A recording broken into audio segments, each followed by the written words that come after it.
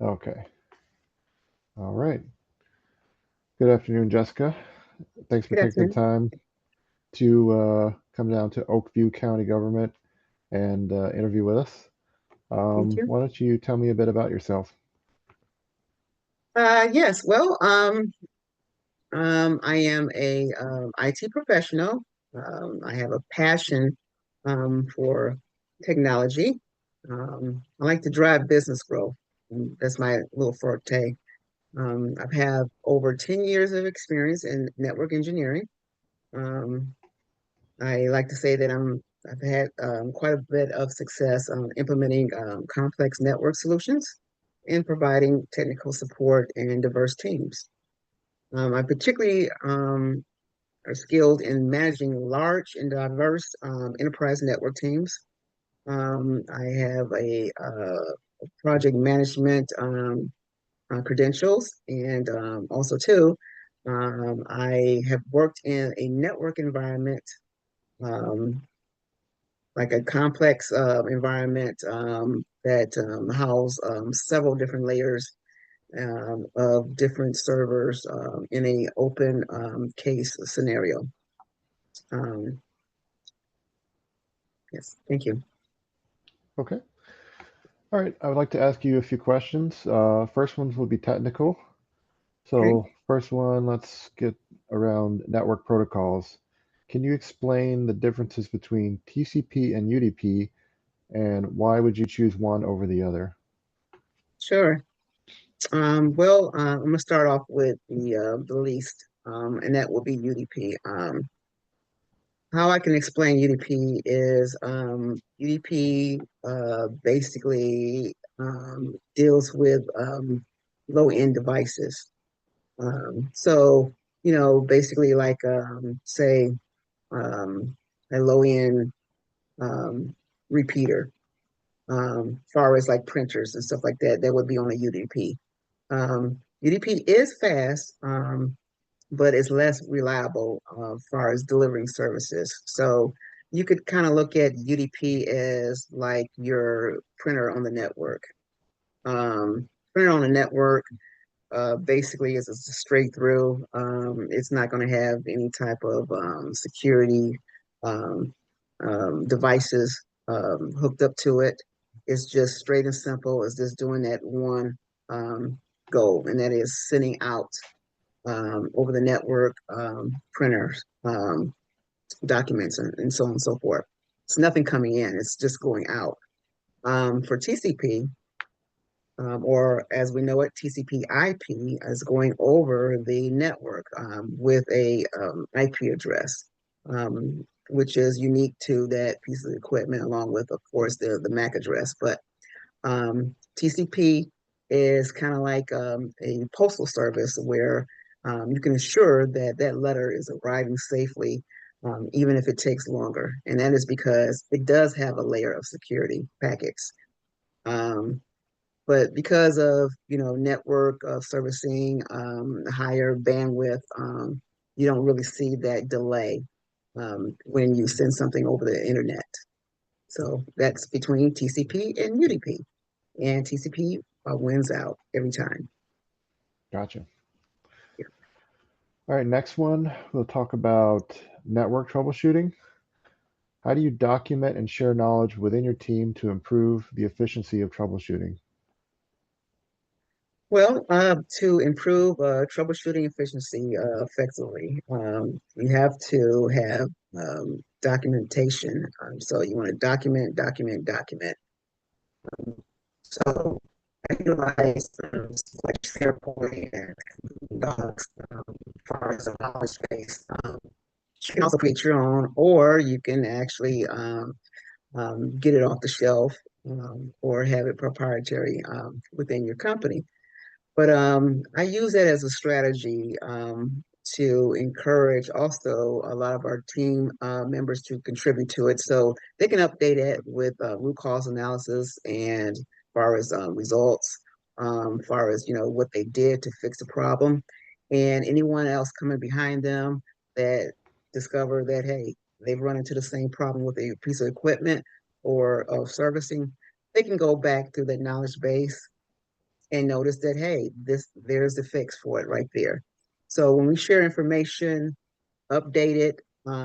So we actually have in my environment a designated person in in regards to making sure that the information is up to date, that it's in a format that's unified, as far as how it's entered and how each information is addressed.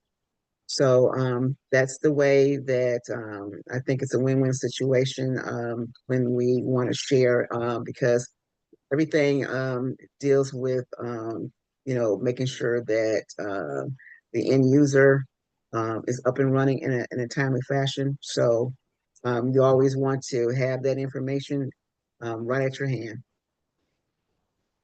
Agreed. Okay. Next couple questions will be on leadership.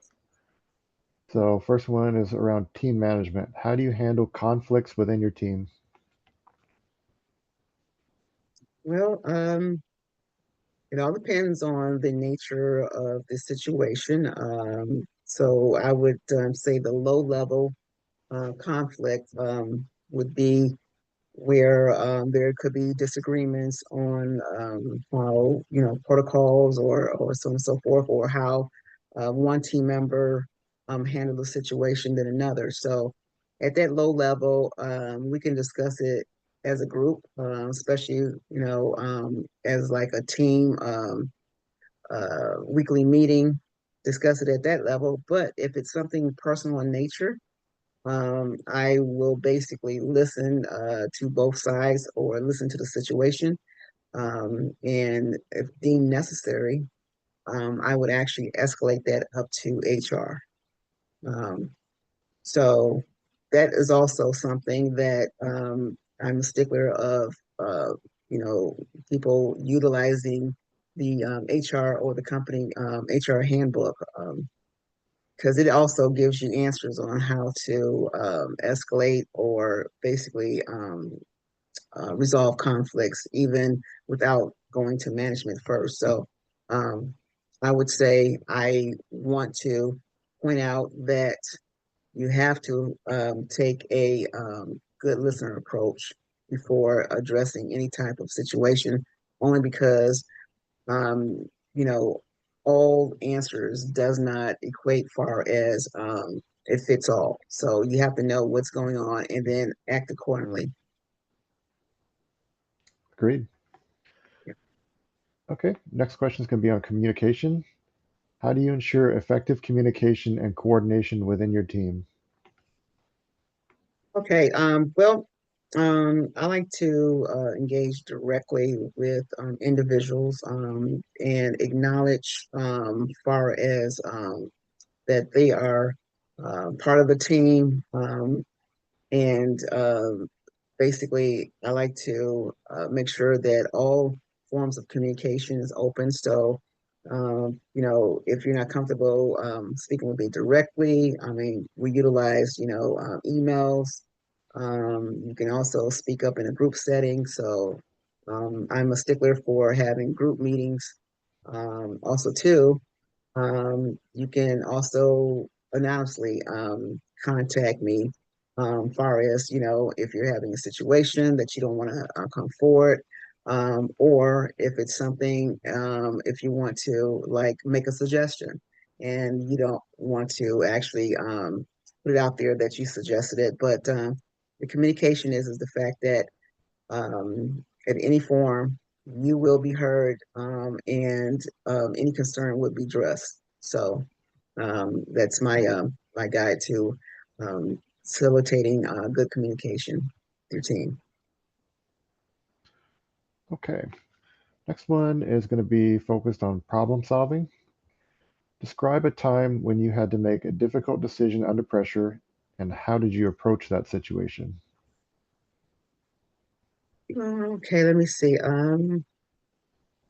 Well, this was in regards to a government position. Um, it was the situation was a outage in a large network environment.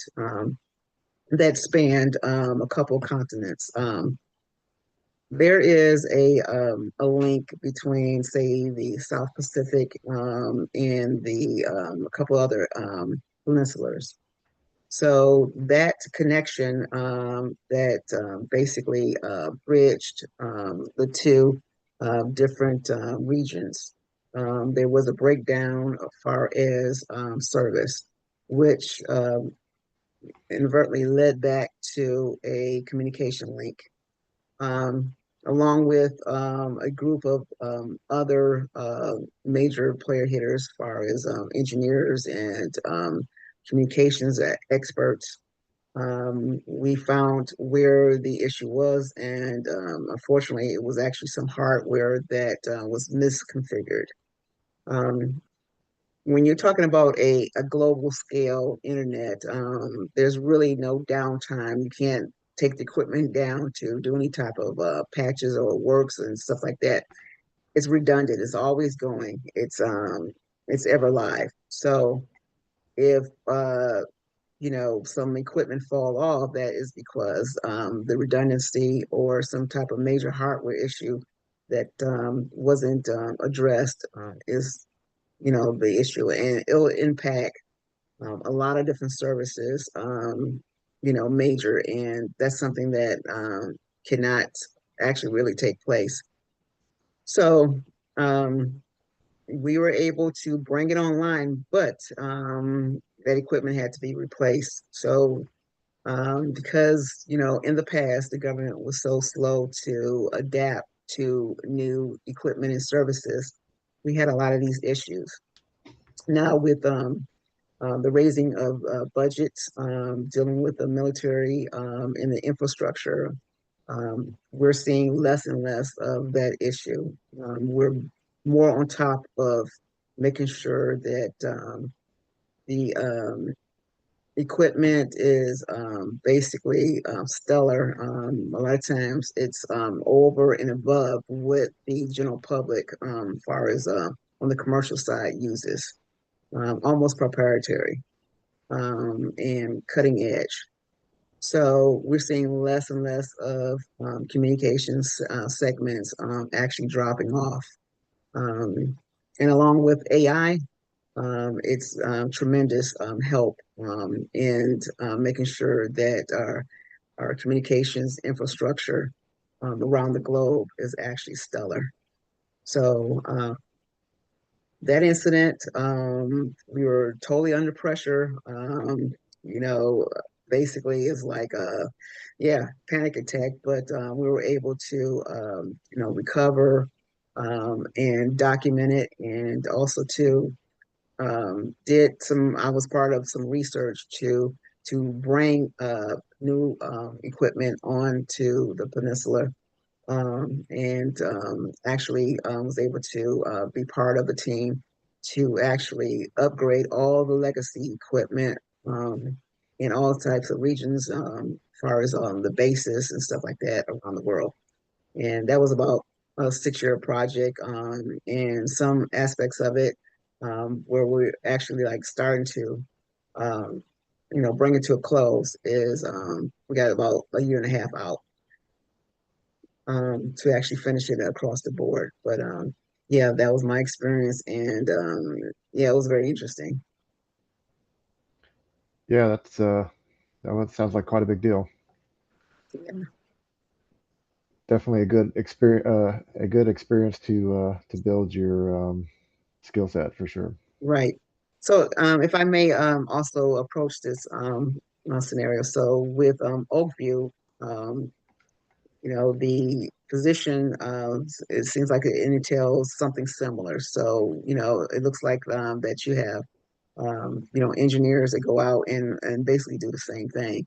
So the network operation center, from my little research, um, seems like that you guys might have a similar situation dealing with legacy equipment. So I think with my skill sets and my approach to making sure that communication and your network infrastructure is actually, um, par to the environment.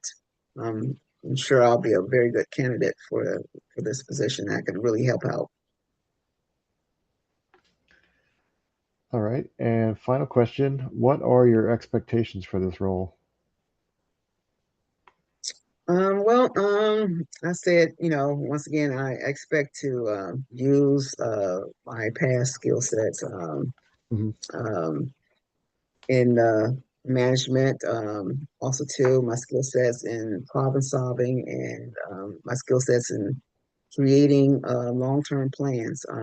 With my project management credentials and experience, I'm able to like assist upper management, C-suites, in helping them devise like a 5-year plan um, and beyond, far as making sure that your communications, whether it's IT driven or communications, far as um, like proprietary phone lines. Um, I'm able to help with those challenges that a lot of municipality governments are facing right now, even with implementing, virtualization. Um, and also off-site storage. So I'm not sure if you guys actually have um, off-site storage or doing like a cloud situation with the AWS, which can also be a little bit expensive. It's always good to actually bring some of that operation in-house, only because you want to have still a foothold of your data. You don't want to always have it stored off, but for redundancy, it's a good thing. But for practicality, dealing with, you know, uh, basically sensitive information, it's just my suggestion to keep part of that information in-house on your own network system. So, yeah, that's it right there. Okay. Well, at this time, I want to thank you for taking the time to interview for this position. Our Human Resources Department will contact you directly if you are deemed the best candidate for this position. And once again, thanks for your time and best of luck to you. Thank you. Can I ask you some questions? How soon are you looking to bring someone aboard? As soon as possible. We just have a few candidates, so once we have the time, take the time to interview them all, and compare the results, and then that's when we would be looking forward to filling the spot. Okay. All right. And I'm sorry, in what position do what is your role within the government? We're a county government, Okay. and so it's a local government position. Right. Okay. Great. Well, thank you for having me. No problem.